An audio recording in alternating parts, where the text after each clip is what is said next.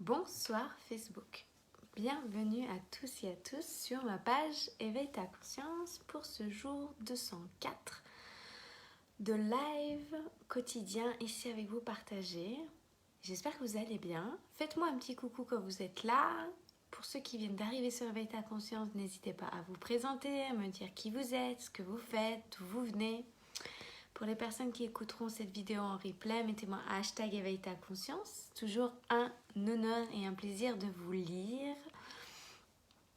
D'ailleurs, je tenais à vous remercier pour les personnes qui sont fidèles, qui sont là quotidiennement avec moi, qui écoutent les vidéos aussi en replay parce que bien évidemment, il faut qu'on soit synchro sur les horaires. Déjà, merci pour tous vos messages privés, vos retours à l'oral, que ces lives vous apportent énormément de valeur dans votre vie, qui vous permettent d'enclencher des processus de reconnexion à vous-même, d'éveil de prise de conscience. Et aussi, merci pour toutes les personnes qui ont mis un avis sur cette page pour pouvoir aussi inspirer les autres et leur montrer que ça vous aide et que ça peut aussi les aider. Donc merci beaucoup, j'ai énormément de gratitude pour tous ceux qui ont laissé un petit mot de cœur ici sur cette page. Aujourd'hui, j'ai envie de vous partager un sujet qui est assez vaste, que je pourrais parler pendant des heures, des jours, une éternité. C'est un cheminement sur moi, de connaissance de moi et voilà, toutes les portes que ça ouvre. Donc ça, c'est mon cerveau en arborescence. Voilà, la belle toile d'araignée qui peut aller dans tous les sens.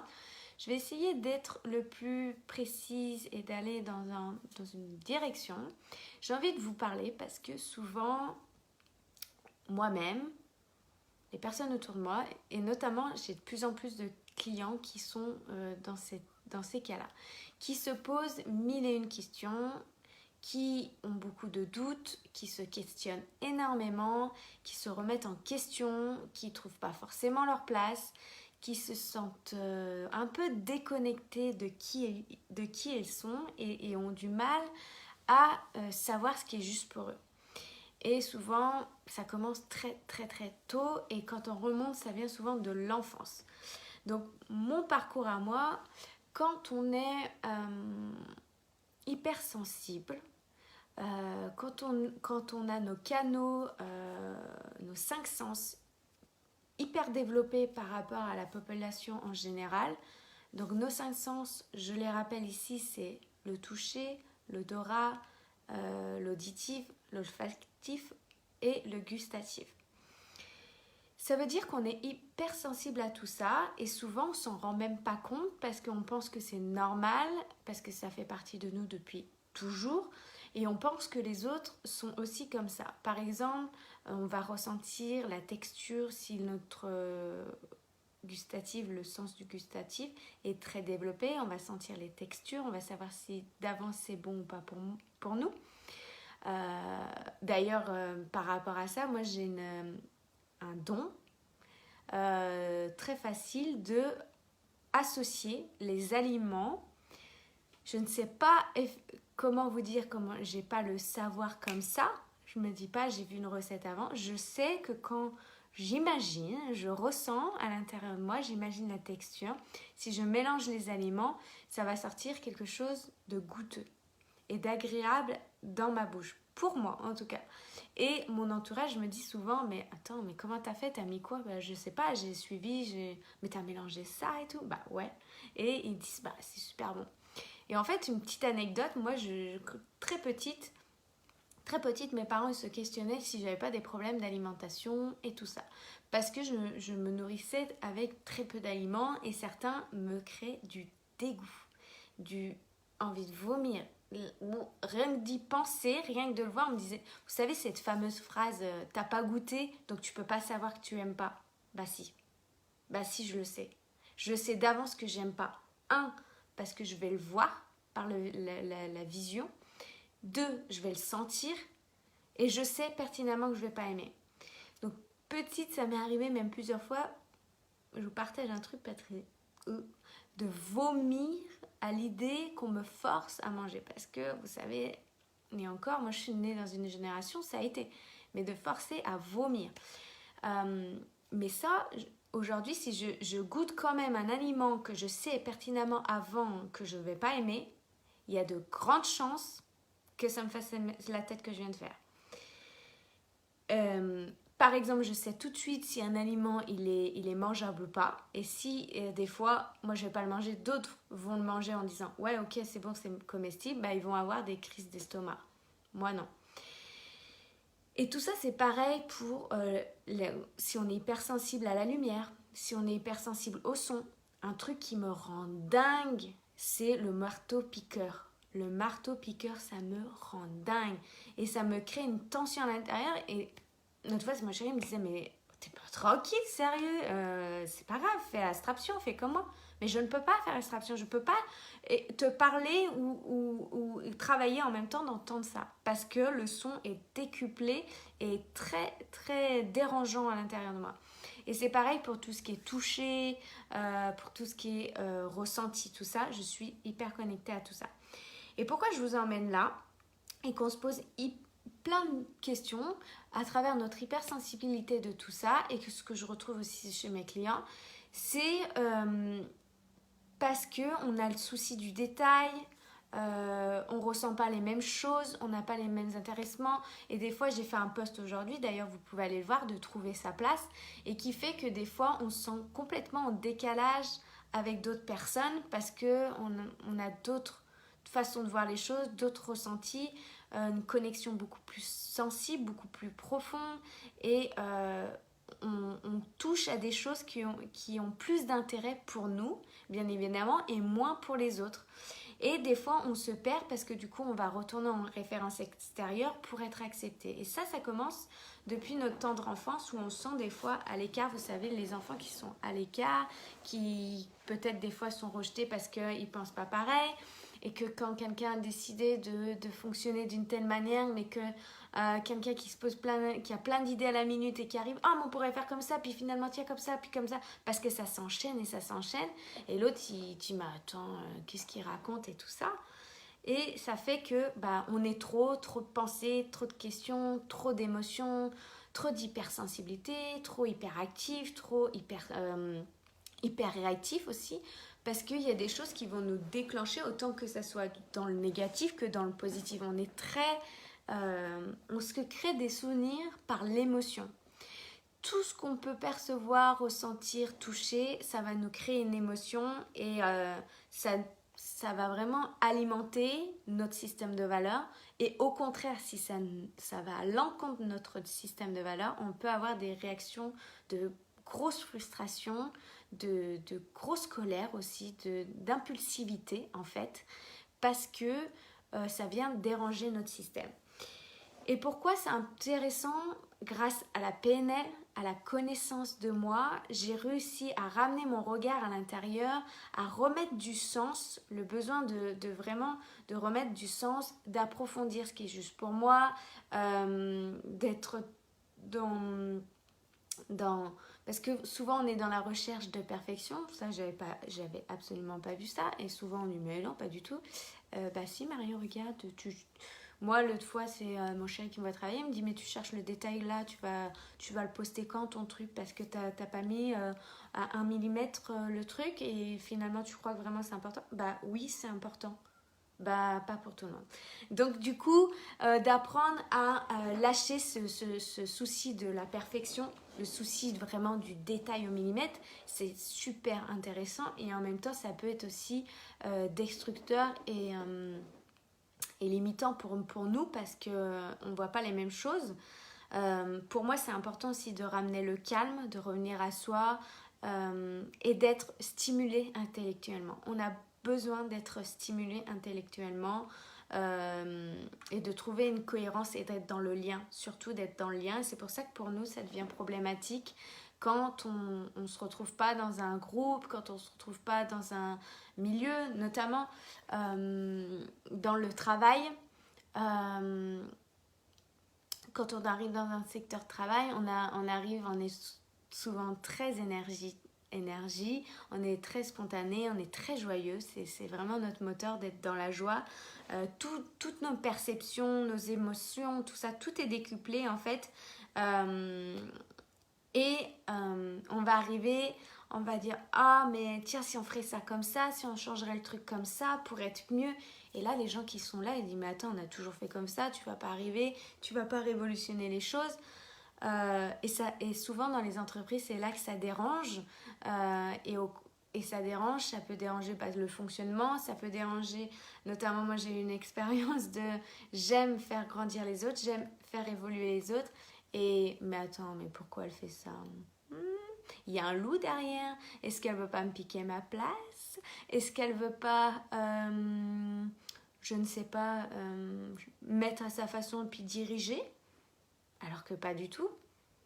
Pas du tout, c'est pas absolument pas ça et du coup ça crée des conflits et souvent la personne qui est hypersensible et qui a plein d'idées à la minute est souvent mise à l'écart parce qu'elle pose problème.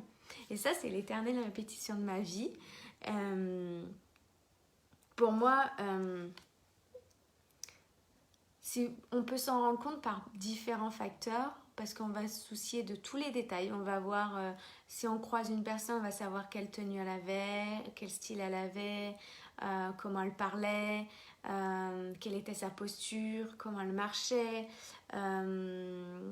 les bruits, les odeurs aussi. Si le parfum, moi par contre, si les parfums sont trop forts, je sais que ça vient me déranger, ça me crée des maux de tête. Il y a plein de choses comme ça. Et on finit en fait par se demander mais qu'est-ce qui tourne pas rond chez moi, qu'est-ce qui va pas, pourquoi je suis pas comme les autres, pourquoi je suis pas acceptée, pourquoi je rentre pas dans le moule, pourquoi tous ces trucs et qui viennent créer du doute, de l'insécurité, des questions, des idées saugrenues, ça tourne pas, on se dit bah ça tourne pas rond, puis du coup il y a l'angoisse, il y a la frustration et puis on est découragé en fait, on se dit mais en fait bah quoi bon, quel est le sens de ma vie dans tout ça, voilà, on se pose la question. Et là peut-être qu'il y a la dépression, les burn-out qui arrivent à ce moment-là parce que les personnes comme ça, ils ont besoin d'être stimulés, ils ont besoin d'exprimer leurs idées, de partager, d'être en lien, vraiment d'aller exprimer leur créativité, exprimer leur joie, leurs émotions. Bah voilà, et puis à un moment, il y a des phrases qui arrivent, qui tournent en boucle en fait, se dire mais en fait mes proches ils ont raison, je me pose trop de questions, je suis trop compliquée, je pense trop, je me questionne trop, je cherche trop la petite bête, trop le petit détail. J'ai l'impression aussi de ne pas faire partie de ce monde, de cette planète, en fait, que je suis un extraterrestre. Je me sens incomprise, je me sens pas soutenue, je trouve pas ma place, en fait, finalement. Est-ce que toi aussi, tu as d'autres phrases comme ça qui te viennent en te disant, bah ouais, bah en fait, à quoi je sers? Quel est le sens de ma vie et tout ça? Est-ce que toi, ça te dit, partage-moi avec moi ici en commentaire sur la vidéo si tu as d'autres phrases comme ça. Et pour moi, en fait, par la connaissance de soi, de revenir à soi, de chercher qu'est-ce qui nous fait plaisir, ce qui nous donne du sens, et pourquoi il y a beaucoup de personnes qui deviennent coach, qui deviennent thérapeutes, qui accompagnent les autres dans ça, parce que c'est plus facile pour eux d'être entrepreneurs que d'être dans un milieu où ces personnes-là ont du mal à s'intégrer et à être intégrées surtout. Donc voilà, pour moi c'est un peu tout ça, donc j'essaye de te ramener tout ça, mais ça c'est quelque chose qu'on pourrait parler pendant très longtemps, et ce que je me rends compte c'est que les personnes qui sont bourrées de talent, qui sont bourrées de tout ça, qui ont plein de connaissances, même à un certain âge, et se posent la question mais est-ce que je suis légitime? Il y a souvent le syndrome aussi de l'imposteur. Est-ce que je suis assez? Est-ce que je vais être à la hauteur? Est-ce que je vais être capable? Mais moi je suis qui pour faire tout ça? Waouh! Et qu'en fait ces personnes-là c'est des bibles, c'est des puits d'informations, de connaissances, d'expériences, d'une sensibilité profonde et d'une ouverture extrasensorielle, d'une connaissance juste magnifique. Et que finalement, par le non-sens de leur vie, de ne pas trouver leur place, de ne pas se sentir bien dans leur corps, dans leur esprit, d'être déconnectés finalement, de créer cette déconnexion à l'intérieur, finissent par se perdre, par créer ce flou.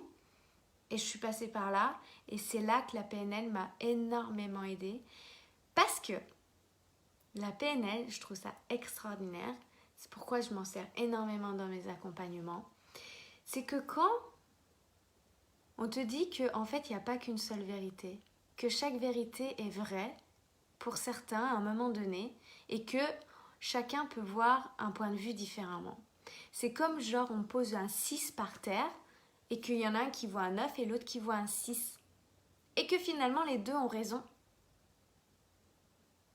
Et là, je me suis dit, oh, mais je me sens comprise, oh, je me sens entendue. Donc ça m'a créé de la joie, ça m'a créé de la tristesse, ça m'a créé de la frustration. J'ai beaucoup pleuré, j'ai beaucoup été en colère aussi de me dire, mais pourquoi on m'a pas dit ça? Et souvent on classe ces enfants de dyslexiques, de tout ce qui est dis quelque chose, dysorthographie, tout ça. Après, plus grand, peut-être qu'ils sont classés dans la bipolarité, schizophrène, borderline. Et quand on dit ça, c'est ces personnes-là qui sont hyper connectées, hyper sensibles, qui ont un éveil et une conscience développée, une perception autre, c'est la pire chose qu'on peut leur dire, et du coup, ils se renferment. Ils se renferment, ils se taisent. Et pour les personnes comme ça, en fait, tout le monde est beau, le monde est merveilleux, font confiance à tout le monde, et que finalement, après, ils se prennent des claques, souvent, c'est ceux qui sont le plus manipulés, en fait, par les manipulateurs, parce que le manipulateur, pour lui, au lieu de chercher la paix, il cherche la guerre. C'est des similitudes assez similaires, en fait, finalement, similitudes assez similaires, oui. Le aussi, souvent on me dit, mais Marion, tu écorches tes mots, tu vas vite, machin. C'est parce que mon cerveau, il va tellement vite que ma bouche, mes mots que j'exprime ne sont pas assez puissants, assez forts pour le message que j'ai envie de faire passer. C'est pour ça que des fois, je sens que... voilà, comme là, exactement ce qui est en train de se passer. Je trouve pas mes mots parce que c'est vachement plus grand et c'est ok. Et jusqu'à un temps, moi je me suis tue pendant très très longtemps par peur de mal faire en fait. Et du coup, je disais rien.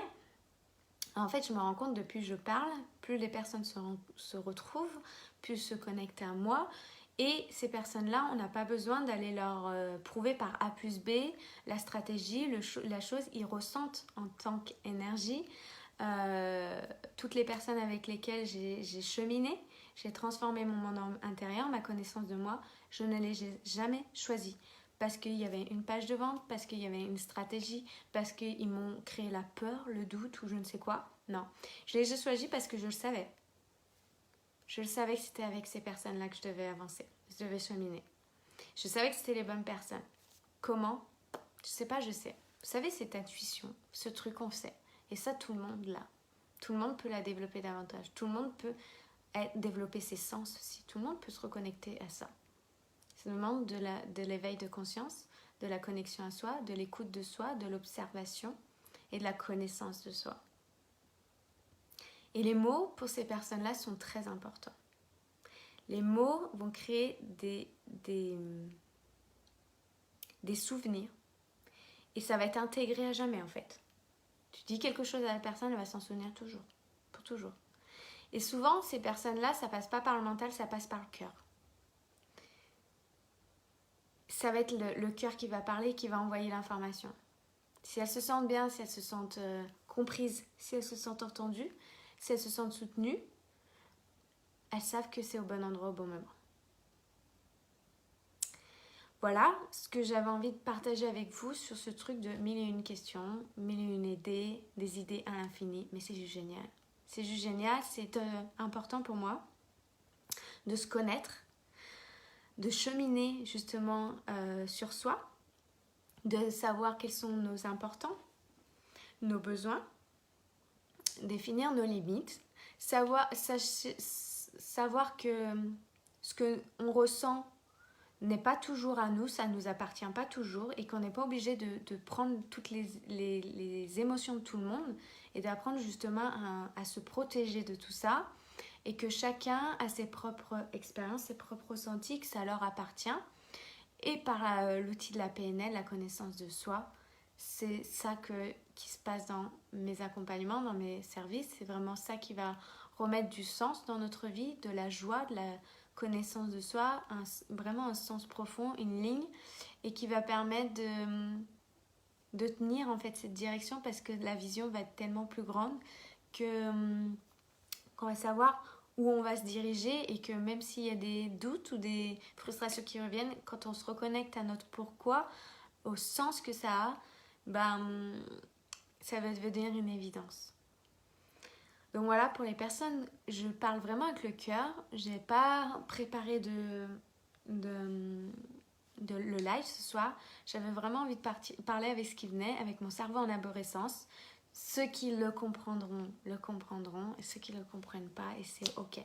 Mais je pense que les personnes qui sont ici sont aussi connectées à tout ça. Voilà, ce que j'avais envie de dire en fait, c'est tout est décuplé, on a besoin d'être stimulé, on a besoin de vivre des sensations fortes.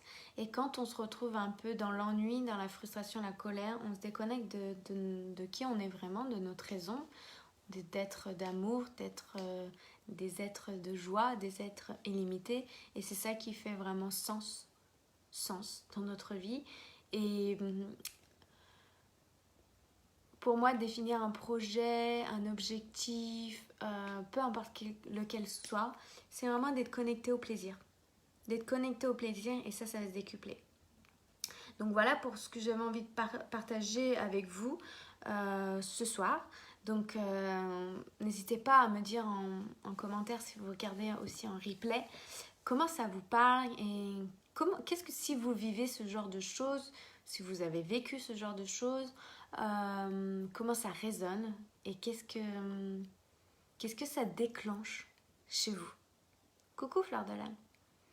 Donc voilà, je vais vous laisser là-dessus. On se retrouve demain pour un nouveau live. Et voilà, je vous souhaite une belle soirée. Bye.